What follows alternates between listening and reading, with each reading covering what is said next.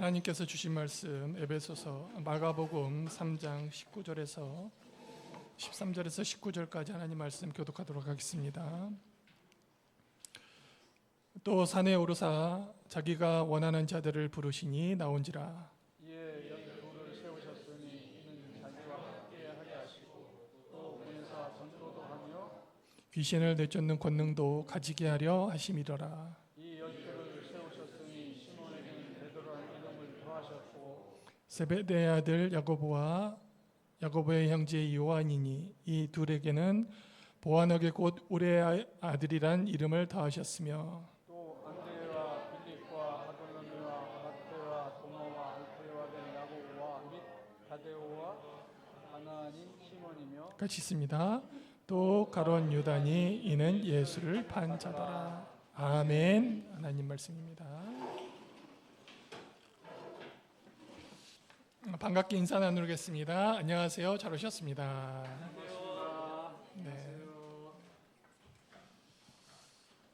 네, 성도 여러분 반갑습니다. 여러분 대부분 직장 생활 하시잖아요.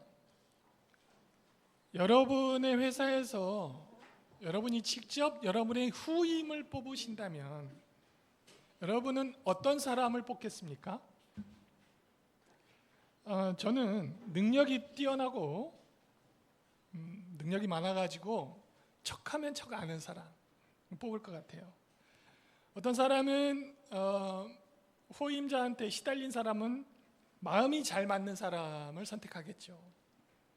또 어떤 사람은 아주 부도덕한 후임을 본 사람들은 결점이 없는 완벽한 사람과 함께 일하고 싶어 할 것입니다.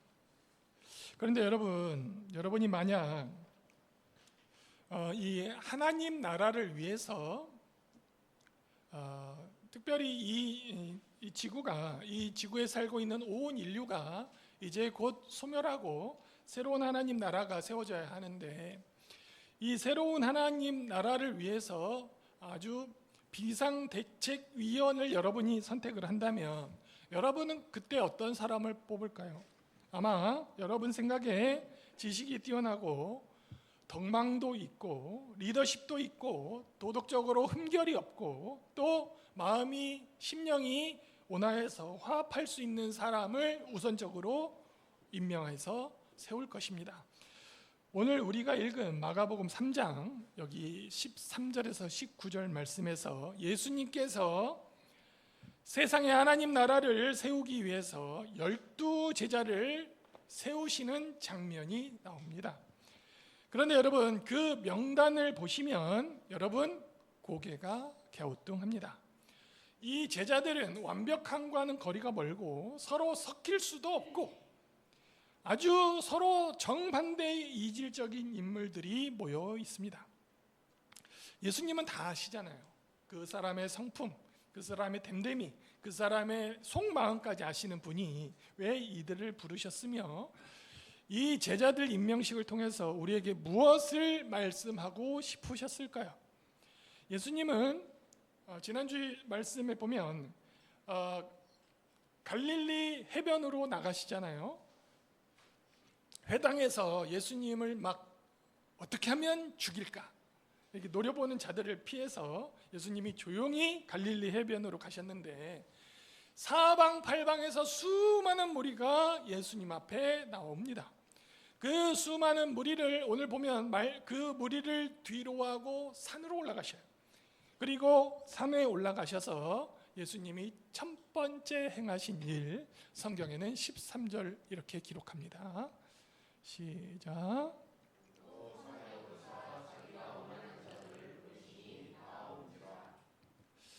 여기 13절을 유심히 보시면은 예수님이 매우 동작을 빠르게 역동적으로 움직이고 계시는 것이 드러납니다. 헬라어 원문을 보면 올라가신다, 부르신다 동사가 계속 이어지는 동사로 현재 시제로 쓰이고 있어요. 그러니까 지금 예수님께서는 주도적으로 산에 오르시고 주도적으로 제자들을 이어서 부르셨다는 뜻이에요.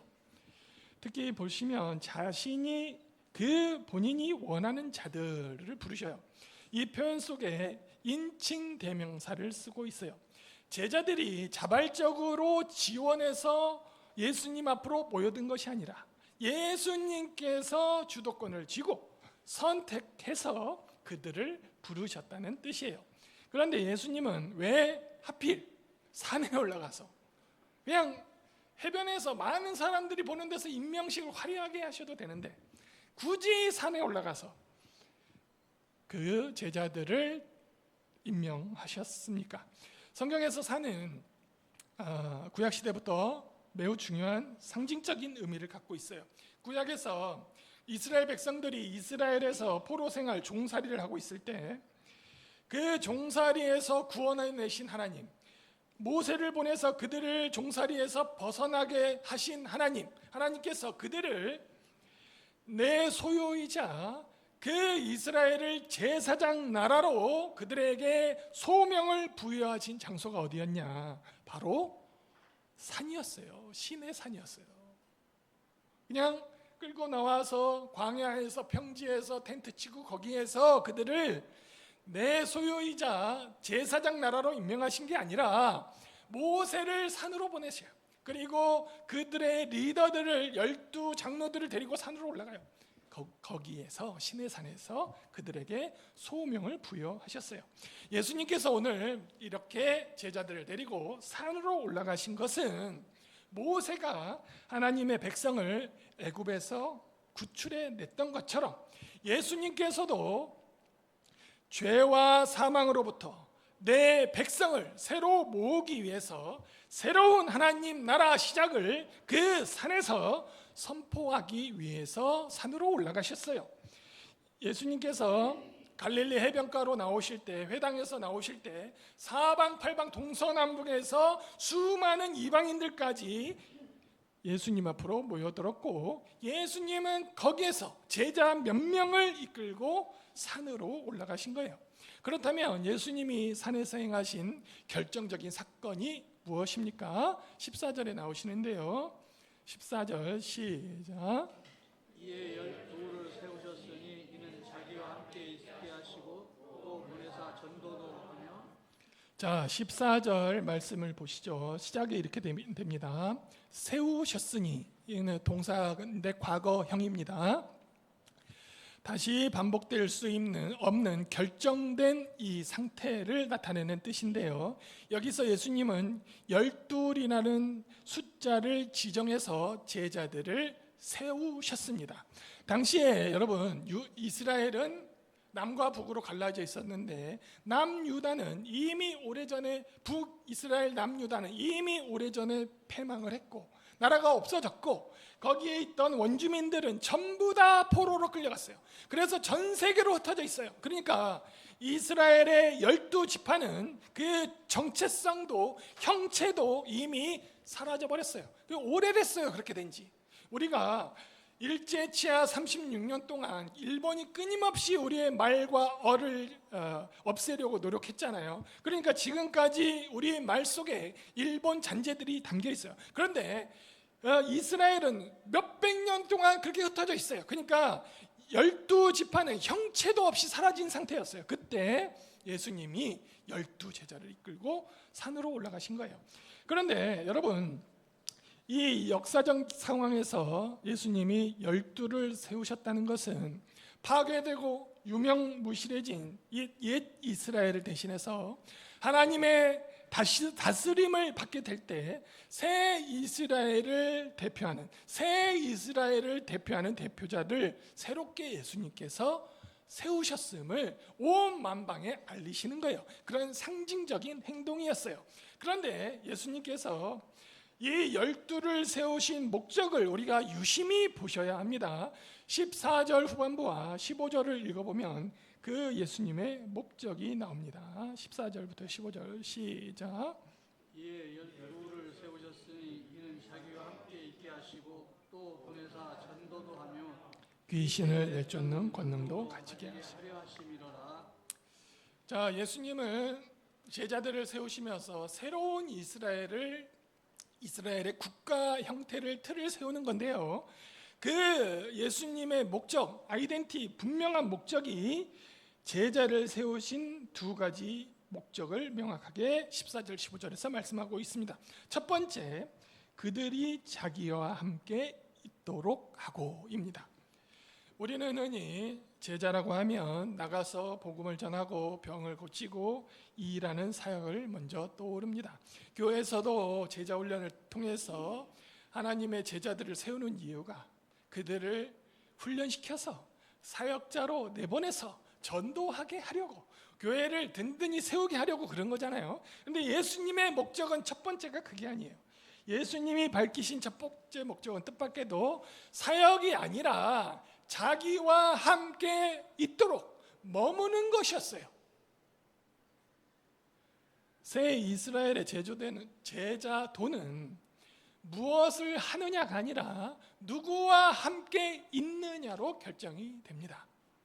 예수님 곁에 머물며 그분의 뜻을 배우고 그분의 길을 동행하는 삶이 선행되어 있지 않으면 그 어떤 제자도 능력을 다 잃어버리게 돼요. 예수님께서 여러분 마지막에 잡히시기 전날 밤에 제자들과 최후의 만찬을 하세요. 그리고 밤이 깊었을 때 예수님이 기도하러 겟세마네 동산에 올라가요. 예수님이 땀방울이 핏방울이 되도록 기도를 하시면서 제자들에게 어떻게 얘기하셨습니까? 제자들에게 나와 여기에 함께 있으라. 예수님이 그렇게 얘기했어요. 근데 제자들 어떻게 됩니까? 뿔뿔이 흩어지고 아무도 예수님 곁에 남아있지 않았어요. 성도 여러분, 예수님 안에 머무십시오. 그분과 동행하는 삶을 사십시오. 어떻게 해요? 말씀에 순종하는 거예요. 하나님 앞에서 정직하시기 바랍니다. 사람들 앞에서 진실하세요. 이것이 바로 예수님과 함께 머무는 거예요. 주님 곁에 머무는 삶이 전제될 때 비로소 두 번째 목적이 이루어집니다. 주님은 그들을 보내어 선포하게 하시고 귀신을 쫓는 권세를 주셨습니다. 여기서 제자들이 선포하는 내용이 무엇이었냐? 그것은 하나님 나라였어요. 예수님께서 이 땅에 초림하셨을 때 인간의 육체를 빌려서 이 땅에 오신 예수님이 가장 먼저 선포하신 것이 하나님 나라였어요. 그 하나님 나라를 제자들의 입을 통해서 선포하게 해주셨어요. 하나님 나라가 뭐냐? 하나님 나라가 뭐예요? 하나님 나라는 태초에 하나님이 에덴 동산을 창설하시고 사람들에게 복을 주시고 그것들을 누리게 하신 것이 하나님 나라였어요. 그러나 어떻게 됩니까? 죄가 들어와서 아담과 하와가 선악과를 먹고 그 하나님 나라가 오염돼 버렸어요. 그들은 추방당했고 이 땅에서 죄악 가득한 곳에서 살아가게 돼요. 이 가운데 예수님이 오셔서 하나님 나라를 선포하세요. 내가 그 죄를 없애주겠노라. 나를 믿으면 죄의 정죄를 당하지 않게 되고 너희가 하나님 나라를 경험할 수 있게 해주겠다. 그 하나님 나라의 복음을 제자들이 나가서 선포했어요. 제자들은 그 사역에 동참하도록 부름을 받았습니다. 또한 15절을 보시면 귀신을 쫓아내는 권세를 주목하십시오. 예수님은 여러분 예수님은 자신의 권세로 귀신을 쫓아냈어요. 예수님이 말씀하시면 귀신들이 그냥 순종했어요. 심지어 예수님이 지나가는 걸 보기만 해도 귀신들이 막 소리 지르면서 엎드려서 벌벌 떨었어요. 그런데 제자들이 가진 권세는 제자들의 능력이 아니에요. 제자들은 예수 그리스도의 이름에 의존해서 귀신을 쫓아냈어요. 제자들에게 있는 권세는 예수님으로부터 시작된 권세였어요.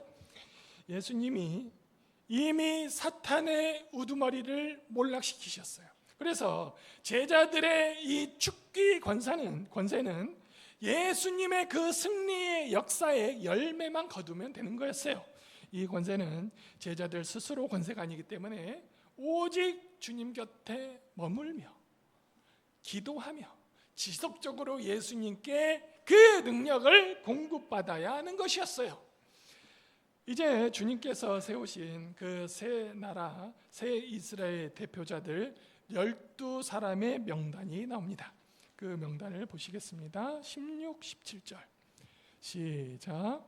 이 12를 세우셨으니 시몬에게는 베드로라는 이름을 더하셨고 또 세베대의 아들 야고보와 야고보 형제 요한이니 이 둘에게는 보아너에게 곧 우리의 아들이란 이름을 더하셨으며. 자, 16, 17절에 예수님의 수제자 3명이 나옵니다. 이 수제자들은 진짜 부러워요. 예수님이 변화산으로 올라가시거든요. 오로니 변화되는 모습을 이 수제자들만 봤어요. 그러니까 이들은 예수님이 12제자 중에도 특별히 사랑하는 자들이었어요. 이 핵심 세 제자들에게 새로운 이름을 주십니다. 첫 번째 인물 시몬에게 베드로, 원어를 보니까 베드로스라고 그래요. 베드로스라는 이름을 주셨어요. 우리는 보통 베드로 하면 굳건한 반석, 예수님이 그러잖아요. 베드로가 신앙 고백하는데 그 신앙 고백 위에, 그 반석 위에 내가 교회를 세우겠다 이렇게 말씀하시는데, 그 말씀 때문에 베드로 하면 반석을 떠올려요. 그러니까 바위처럼 단단한 믿음, 반석 위에 세워진 베드로 이렇게 기억을 합니다. 그러나 여러분, 복음서 전체에서 마가복음에서 특히 베드로는 이런 굳건한 믿음, 반석과 같은 믿음을 소유한 자로 그려지지 않습니다. 베드로는 예수님께 사탄아 물러가라 이런 책망을 받아요. 그리고 예수님께서 잡혀가셔서 고난을 당하실 때 닭울기 전에 예수님을 3번 부인해요. 그렇다면 주님께서 시몬의 이름을 베드로, 반석이라고 새 이름을 주셨는데 그 의미가 무엇일까요? 오늘 우리가 3장을 보고 있는데 4장을 가시면 4가지 땅에 떨어진 씨 비유를 예수님이 설명하십니다. 거기에 보면 흙이 얇아, 바위 위에 흙이 얇으면 씨가 뿌려져도 뿌리를 깊게 내리지 못하니까 환란이 오면, 가뭄이나 폭우가 쏟아지면 곧 말라버려 죽어버리는, 열매를 맺지 못하는 그런 비유가 나옵니다. 그 밭이 돌밭이에요. 오늘을 보면 베드로데스라고 그래요. 베드로 이름과 똑같아요. 예수님이 시몬에게 베드로라는 이름을 지어주실 때, 초창기잖아요. 제자로 부르실 때 그때를 생각하시면 그가 아직 믿음의 뿌리를 깊게 내리지 못해서 쉽게 흔들리는 돌밭 같은 마음 상태, 그것을 일깨워 주기 위해서 베드로라고 이름을 주신 거예요. 그러니까 베드로라는 이름은 반석이라는 뜻인데 그 반석 위에 열매를 맺지 못하는 연약한 믿음을 예수님께서 베드로에게 특징으로 붙여주신 거예요. 야고보, 요한도 보시죠. 보시면 어떻게 써 있냐면 보아너게, 우레의 아들들이라는 별명도 마찬가지입니다. 천둥은 여러분, 천둥은 우르쾅쾅 천둥이 치면 심신이 미약한 사람들 많이 놀래잖아요. 특히 죄 지은 사람들이 깜짝 놀랍니다. 그래서 천둥은 하나님의 거룩한 진노를 뜻합니다. 그런데 마가복음 9장에서 이 예수님의 제자 요한이 있잖아요. 어떤 일을 하느냐면 예수님의 복음이 막 전 세계로 퍼집니다. 그때 예수님의 제자는 아니에요. 예수님을 만난 적도 없어요. 그런데 예수님의 복음을 믿고 듣고 능력받은 자들이 나타나요. 그들이 귀신을 막 쫓아내는 거예요. 그때 요한이, 야, 너는 예수를 본 적도 없고 예수를 따르지도 않는 자가 예수의 권세로 귀신을 쫓아내는, 너 그거 하지 마. 요한이 그랬어요. 그때 예수님한테 책망을 받습니다. 또 마가복음 10장을 보면은 예수님이, 그 제자들도 예수님이 정치적인 메시아가 될 것이라고 확신을 했어요. 그래서 예수님이 왕이 되시면 우리에게 한 자리를 주십시오. 이 친구에게 왼편을, 저 친구에게 좌편을. 그렇게 서로 자리를 놓고 막 다투는 일이 생겼어요.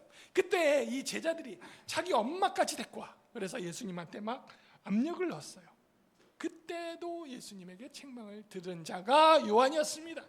그래서 이 천둥의 아들들이라는 이름은 그들의 급한 성격, 자신의 특권을 고수하려는 독선적인 자들, 또 거기에서 으뜸이 되고자 하는 야망을 가진 자들, 그 속마음을 들춰내는 예수님이 부여하신 별명이었어요.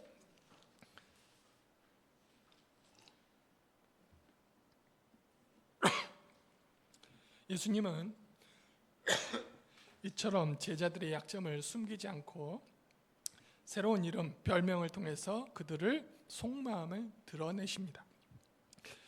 그리고 그들의 이름이 새롭게 이제 불려지잖아요. 그때마다 그들 스스로 내 한계는 여기까지야. 그렇게 해서 스스로 절제하도록 그렇게 하기 위해서 이름을 붙여주셨어요. 계속해서 나머지 제자들도 봅니다. 18, 19절입니다. 또 안드레와 시작. 또 안드레와 빌립과 바돌로메와 마대와 도마와 알페와 야고보와 및 다데네와 가나나인 시몬이며 또 가룟 유다니 이는 예수를 파한 자들. 여러분 여기에 이제 명단이 쭉 나오는데 이 이름들을 우리가 보면 잘 모르는데 그 당시 유대인들이 그 이름을 딱 들으면은 정치적인 신념을 가진 자들이 여기저기 신념을 가진 이것저것 신념을 가진 자들이 이게 섞여 있는 것을 알게 됩니다. 여러분 마가복음 이 3장이잖아요. 우리가 아는 데가 2장을 보시면 마태가 나옵니다. 레위 마태. 근데 그는 친로마파 사람이었어요. 그래서 세리를 했고 돈을 걷어서 로마에 이렇게 헌납하던 친로마파의 유대인이었어요. 반면에 18절 열어주시면 가나안 사람 시몬이 나오잖아요. 이 가나안 사람이 이 가나나인 이렇게 써 있기 때문에 가나안 지역의 사람이라고 우리가 쉽게 이해하기 쉬운데 아람어, 그러니까 예수님이 이 당시 쓰신 언어가 아람어인데 아람어 원어를 보면 가나나인 이 말이 까네아나, 열심당원이라는 뜻이었어요.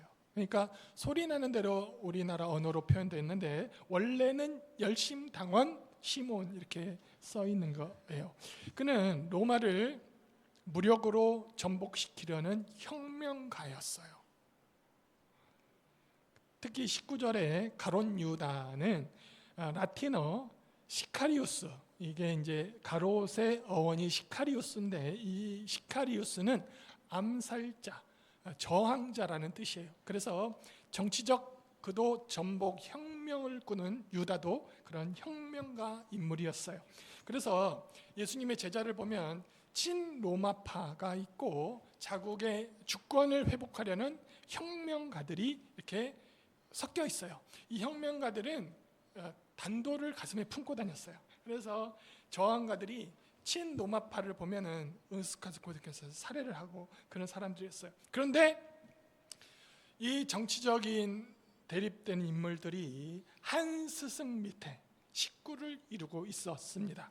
세상 사람들이 보면 언제 이들이 싸울지, 유혈살태가 일어날지 의심한 위험한 그런 극하고 위험한 충돌이 보이는 명단이라는 거예요. 그리고 그 명단의 마지막을 그를 넘겨주기까지 한 가론 유다로 끝이 납니다. 예수님이 하나님 나라를 이제 막 확장시키려고 하는데 거기에 이 공동체 최고 지도자를 죽음에 넘겨주려는 세작 간첩이 포함되어 있어요. 제자를 세울 때부터 이 사실은 우리에게 아주 큰 충격을 줍니다.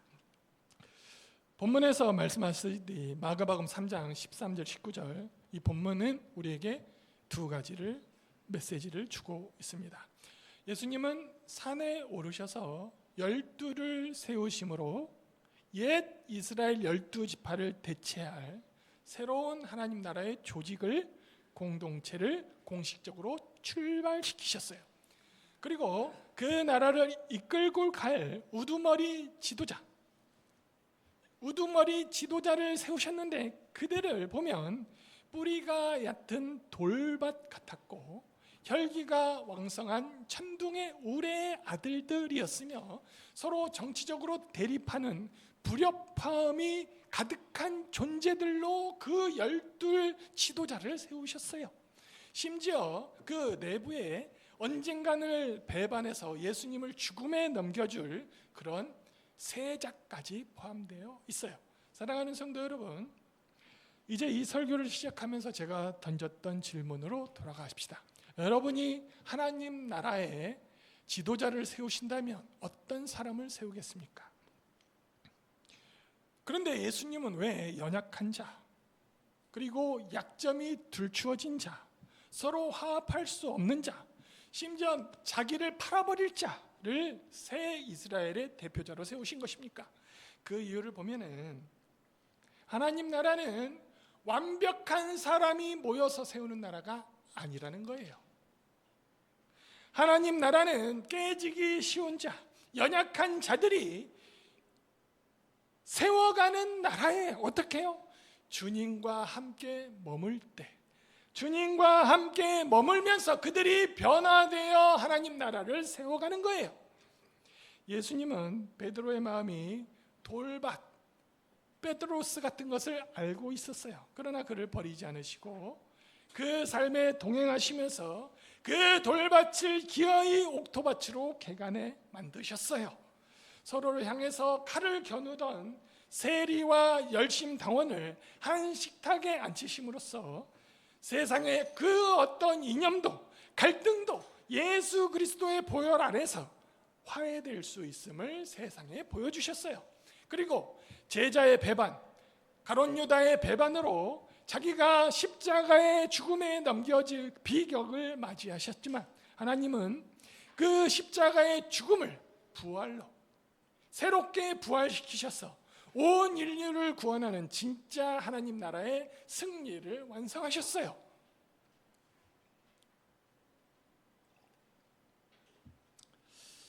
오늘 우리의 모습을 다시 성찰해 보십시다. 우리 역시 베드로처럼 환란이 오면 흔들리는 돌밭 같지 않습니까? 야고보와 요한처럼 내 유익을 위해서 남을 배척하는 우레의 아들들과 같지 않습니까? 내 정치적 성향과 마음의 뜻이 맞지 않으면 그 성도를 여러분 은근히 미워하고 멀리하고 있지 않습니까? 그러나 여러분, 하나님은 그런 우리를 한자리에 모으셨습니다. 주님이 우리를 부르신 이유는 내가 자격이 있어서가 아니라 완벽해서가 아니에요. 왜요? 그 사람을 주님과 함께 머물게 하셔서 변화시키기 위함이었습니다. 오늘 이 시간에 즐거운 세상과 정치적인 신념에 빠지기보다 먼저 주님의 발치에 머물기를 결단하시기 바랍니다. 성도 여러분, 예수님 안에 머무십시오. 그분과 동행하는 삶을 사시기 바랍니다. 성경 말씀에 순종하는 삶을 사시기 바랍니다. 하나님 앞에서 정직하고 사람들 앞에서 진실하시기 바랍니다. 이것이 즉 예수 그리스도와 함께 머무는 거예요. 우리는 누구나 약점이 있습니다. 그러나 주님의 음성에 귀를 기울이면 돌밭 같은 우리의 마음이 마침내 옥토로 바뀔 것입니다. 주님의 신실하신 은혜가 오늘 저와 여러분 삶 가운데 풍성하게 임하기를 간절히 축원드립니다. 아멘. 다 함께 주님의 이름 부르고 통성으로 기도합니다. 주여